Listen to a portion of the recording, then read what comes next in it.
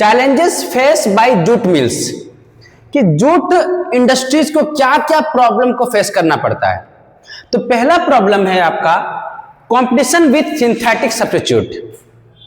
जैसे समझाते हैं पहला पॉइंट को, जैसे अगर मान लीजिए जूट मतलब क्या होता है, हम लोग पता है कि जूट से क्या बनता है, बोरा वगैरह जो होता है ना वो सब बनते हैं। तो हमारे पास दो टाइप्स का बैग है, एक जूट का बैग है, जूट मतलब बोरा का बैग है, और एक सिंथेटिक बैग है आपका जो आप लोग यूज करते हैं। तो अभी मार्केट में किसका ज्यादा डिमांड है? सिंथेटिक वाला। ये कुछ ज्यादा अट्रैक्टिव होता है, लोग इसको ज्यादा पसंद करते हैं।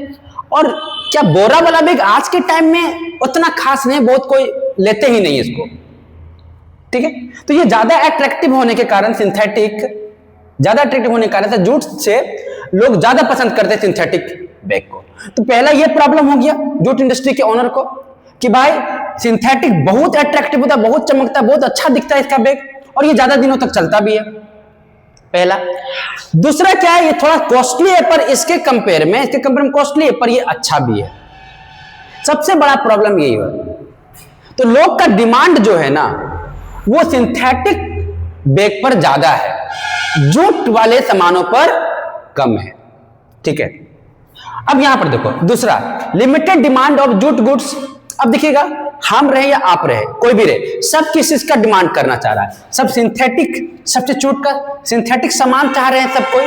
क्या कोई बोरा का कोई डिमांड करते हैं क्या? नहीं, बोरा का कोई सामान का, बोरा का प्लास्टिक का, बोरा का बैग का, बोरा का सारा चीज का नहीं ना। तो डिमांड जो होता है लिमिटेड होते जा रहा है, लोग पसंद नहीं कर रहे हैं जूट से बना हुआ चीजों को, वो सिंथेटिक से बना हुआ चीजों को ज्यादा पसंद कर रहे हैं। तो ये भी प्रॉब्लम है। तो लिमिटेड डिमांड है तो जूट गुड्स भी क्या रहेगा, लिमिटेड रहेगा। तो कंपनी क्या थोड़ा सा कम ही बनाएगा, ज्यादा तो बनाएगा नहीं। आइए तीसरा प्रॉब्लम क्या है, अब लिमिटेड डिमांड है जूट गुड्स का, तो वहां की कंपनियों को, इंडस्ट्रीज को एक्स्ट्रा एफर्ट लगाना पड़ता है अपने इंक्रीज डिमांड का इंक्रीज करवाने में। लोगों को ये सब चीजें ज्यादा पसंद में आए, जूट का चीजें ज्यादा समझ में आए, तो कंपनियों को क्या, कंपनियों को जो ओनर होते हैं वो लोग क्या करते हैं, एक्स्ट्रा एफर्ट लगाते हैं, अच्छा डिजाइन बनाते हैं, अच्छे से चीजें बनाते हैं, ताकि लोग जो होता है सिंथेटिक को ना यूज करके हमारा जूट से बना हुआ चीजों को यूज करें। इस कारण से वहां की कंपनियों लोग को ना extra effort required to increase demand, कि लोगों का डिमांड क्या हो जाए, इंक्रीज हो जाए, और वो सामान क्या करे, खरीदने लगे जूट का चीजों को। अब हम लोग पढ़ने जा रहे हैं क्लासिफिकेशन ऑफ मैन्युफैक्चरिंग इंडस्ट्रीज। ये है, पहला है टेक्सटाइल इंडस्ट्री, जहां पर कपड़ा वगैरह बनता है, उसे टेक्सटाइल इंडस्ट्री कहते हैं। दूसरा शुगर इंडस्ट्रीज, चीनी वगैरह का तैयार किया जाता है। स्टील इंडस्ट्रीज, ऑटोमोबाइल इंडस्ट्रीज, जहाँ गाड़ी वगैरह बनता है उसको ऑटोमोबाइल इंडस्ट्री कहते हैं। Paper industries, coffee industries. ये सारे इंडस्ट्री को हम लोग इस चैप्टर में पढ़ना है। पर प्रॉब्लम क्या है बच्चों, कि अगर इन सारे इंडस्ट्रीज को अगर हम लोग वन बाय अगर पढ़ें तो काफी समय ले लेगा ये, और खत्म भी नहीं होगा। तो हम क्या करते हैं, इन सारे इंडस्ट्रीज को क्लासिफाई कर देते हैं। बेसिस ऑफ क्लासिफिकेशन, किसके बेसिस पर हम लोग क्लासिफाई करेंगे मैन्युफैक्चरिंग इंडस्ट्रीज को? तो पहला है on the basis of source of raw material. दूसरा है on the basis of bulk and weight of raw material. तीसरा है on the basis of capital investment. चौथा on the basis of ownership. पांचवा on the basis of their main rule. इतने सारे basis पर हम लोग मैन्युफैक्चरिंग इंडस्ट्रीज को क्लासिफाई किए हैं, और इसे वन बाय वन पढ़ते हैं। पढ़ने जा रहे हैं on the basis of source of raw material. तो हमारे पास दो इंडस्ट्रीज है, पहला है शुगर इंडस्ट्रीज, जिसमें शुगर तैयार किया जाता है। दूसरा है ऑटोमोबाइल इंडस्ट्री, जिसमें गाड़ी वगैरह तैयार किया जाता है। तो शुगर इंडस्ट्री का रॉ मटेरियल, शुगर इंडस्ट्री का रॉ मटेरियल क्या है, शुगर केन, यानी शुगर केन शुगर इंडस्ट्रीज में आता है। और अगर बात किया जाए कि शुगर केन जो है उसका सोर्स क्या है, फ्रॉम एग्रीकल्चर, इसका सोर्स क्या है, एग्रीकल्चर। अब यहां पर ऑटोमोबाइल इंडस्ट्रीज का रॉ मटेरियल क्या होगा, आयरन, स्टील, प्लास्टिक, ये सब रॉ मटेरियल है ऑटोमोबाइल का। और आयरन कहां से प्राप्त होगा? आयरन ओर से, यानी मेटल से प्राप्त हो रहा है। अल्टीमेटली हम लोग कहते हैं मेटल से प्राप्त हो रहा है। स्टील कहां से प्राप्त हो रहा है? मेटल। प्लास्टिक कहां से प्राप्त हो रहा है? कार्बन, नाइट्रोजन, ऑक्सीजन, फास्फोरस, ये सारी चीजें से प्लास्टिक प्राप्त होता है। तो कार्बन, नाइट्रोजन, ऑक्सीजन, फास्फोरस को अल्टीमेटली क्या कहेंगे? मिनरल्स। ठीक है। अब ऐसा इंडस्ट्रीज जिसका सोर्स एग्रीकल्चर हो, ऐसा इंडस्ट्रीज जिसका सोर्स क्या हो? एग्रीकल्चर हो, वैसे इंडस्ट्रीज को एग्रो बेस्ड इंडस्ट्रीज कहा जाता है। और ऐसा इंडस्ट्रीज जिसका सोर्स मेटल और मिनरल दोनों हो, तो वैसा इंडस्ट्रीज को मिनरल बेस्ड इंडस्ट्रीज कहते हैं। तो हम कह सकते हैं कि सोर्स ऑफ रॉ मटेरियल कितने टाइप्स के होते हैं? 2 टाइप्स के होते हैं। कौन कौन? पहला है एग्रो बेस्ड इंडस्ट्रीज, दूसरा है मिनरल बेस्ड इंडस्ट्री। ठीक है। अब आते हैं, देखो, तो एग्रो बेस्ड इंडस्ट्रीज का डेफिनेशन क्या होगा? Source of raw material is agriculture is called agro based industry, है कि नहीं?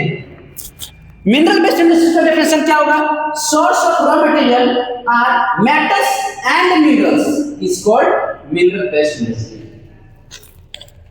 ठीक है। अब यहां पर इसके एग्रो बेस्ड इंडस्ट्रीज का कुछ example: textile industries, edible industries यानी मस्टर्ड एंड ऑयल, ओलिव, ये सब जो तेल वगैरह बनाया जाता है एडिबल इंडस्ट्रीज में बनाया जाता है। T and coffee industries, paper industries, ये सब क्या एग्जांपल हो गया? एग्रो बेस्ड इंडस्ट्रीज का। मिनरल बेस्ड इंडस्ट्रीज का क्या होगा बच्चों? Cement industries, steel industries, aluminium industries, information technology and electronic industries. दूसरा क्लासिफिकेशन ऑफ रॉ मटेरियल क्या है? On the basis of bulk and weight of raw material. तो इस क्लासिफिकेशन को समझने के लिए बेटा हम लोगों को थोड़ा सा कुछ नया चीजों को समझना जरूरी है। जैसे आपके पास एक स्टाइलिश बाइक है और एक स्टाइलिश लैपटॉप है। तो अगर आपका बोला जाए कि इसमें से कौन सा चीज भारी है और कौन सा चीज हल्का है, तो कौन भारी होगा? बाइक क्या होगा? भारी होगा। लैपटॉप क्या होगा? हल्का होगा, है कि नहीं? लेकिन अगर हम बात किया जाए कि अगर बाइक का रॉ मटेरियल क्या है? आयरन और स्टील, ये दोनों चीजों से मिलकर बना है बाइक। तो अब आयरन क्या है? हल्का है कि भारी? भारी। और आयरन को क्या बनेगा? मेटल। और स्टील जो है, ये जो रॉ मटेरियल स्टील, ये स्टील भी क्या है? अल्टीमेटली हम मेटल भी कह सकते हैं। क्यों? क्योंकि स्टील भी आयरन से बनता है। मेटल दोनों पड़े। अब सुनो, अगर जिन चीजों का रॉ मटेरियल भारी रहेगा तो इन दोनों चीजों से ही ये चीज बना है, तो ये चीज भी क्या रहेगा? भारी नहीं रहेगा। रहेगा कि नहीं रहेगा? जिसका रॉ मटेरियल भारी रहेगा, प्रोडक्ट में क्या रहेगा? भारी रहेगा। जैसे डंबल, अभी डंबल सब जान रहे हैं, डंबल क्यों यूज करते हैं? भारी रहता है, डोले सोले बनाने के लिए यूज किया जाता है। लड़के लोग, तुम लोग करना नहीं है, ठीक है ना? तुम लोग हाथ में भी मेहंदी लगाओ, गोबर बिछो, तो लड़का लोग का काम है। पढ़ाई लिखाई पे तुम लोग ध्यान दो, ठीक है ना बॉयज? हाँ, डंबल, ठीक है, मजाक कर रहे थे।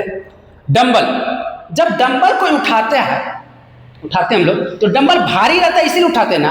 तो सोचो कि अगर डंबल प्लास्टिक से अगर बना दिया जाए तो क्या डंबल हम लोग उठाएंगे? क्यों उठाएंगे भाई? तो डंबल का रॉ मटेरियल क्या है? आयरन। और आयरन क्या है? हैवी। तो जिनका रॉ मटेरियल ही भारी है, तो उसका जो गुड्स, इस रॉ मटेरियल से जो चीज बनेगा, इसका जो गुड्स जो बनेगा वो क्या रहेगा? भारी रहेगा। उसी तरह से लैपटॉप हल्का होता है। तो लैपटॉप का रॉ मटेरियल क्या है? प्लास्टिक और एल्युमिनियम, ये दोनों चीजों से मिलकर बना है। और ये दोनों चीजें क्या है? लाइट, हल्का। तो रॉ ही मटेरियल हल्का है, तो लैपटॉप भी क्या है? नहीं बनेगा ना। अब समझ में आएगा रॉ मटेरियल का दूसरा क्लासिफिकेशन, क्योंकि इसको समझाने के लिए अभी जो बताएं लैपटॉप और बाइक के बारे में, हैवी और लाइट के बारे में, जब तक ये दो चीज समझ में नहीं आता ना तो ये चीजें भी समझ में नहीं आता बेटा। ठीक है, तो चलिए स्टार्ट करते हैं। अब देखिए आगे बल्क का मतलब क्या होता है और वेट का मतलब, वेट मतलब समझ रहे भारी वजन चीजों को कहा जाता है, और बल्क क्या है? बल्क जो होता है अमाउंट ऑफ मटेरियल क्या हो, ज्यादा हो। जब अमाउंट ऑफ मटेरियल ज्यादा होता है तो ज्यादा अमाउंट ऑफ मटेरियल को बल्क कहा जाता है। बात समझ में आ रहा है? जैसे 10 केजी चावल तो इसको बल्क नहीं कहेंगे, 500 टन चावल इसको बल्क कहेंगे। ठीक है, अब समझो इंडस्ट्रीज। अब देखिएगा जो इंडस्ट्रीज रॉ मटेरियल को यूज करके गुड्स बनता है, इंडस्ट्रीज क्या करता है? रॉ मटेरियल को यूज करके गुड्स बनाते हैं। अगर वो रॉ मटेरियल भारी रहा, जो इंडस्ट्री हैवी रॉ मटेरियल का यूज किया तो जो गुड्स बनेंगे वो हैवी ही बनेंगे। जैसे पाइप, इसका रॉ मटेरियल क्या था? आयरन था, स्टील था। अगर जो इंडस्ट्री जिसका रॉ मटेरियल लाइट रहेगा, हल्का रहेगा, तो उसका जो गुड्स बनेगा वो लाइट बनेगा। जैसे लैपटॉप, बात में आ रहा है? तो अगर रॉ मटेरियल ज्यादा भारी रहा तो गुड्स भी भारी रहेगा, अगर रॉ मटेरियल हल्का रहा तो गुड्स भी हल्का रहेगा। तो इस बेसिस पर बेटा इंडस्ट्रीज को दो पार्ट में डिवाइड कर दिए, मतलब इस बेसिस पर इंडस्ट्रीज को दो बेसिस पर डिवाइड कर दिए, हैवी इंडस्ट्रीज और लाइट इंडस्ट्रीज। यानी on the basis of bulk and weight raw material कितने टाइप्स के हैं? दो टाइप्स के। कौन कौन? पहला हैवी इंडस्ट्रीज और दूसरा लाइट इंडस्ट्रीज।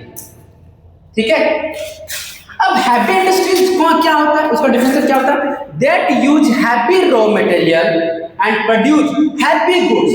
अगर रॉ मटेरियल हैवी रहेगा तो चीजें जो बनेगा वो क्या बनेगा?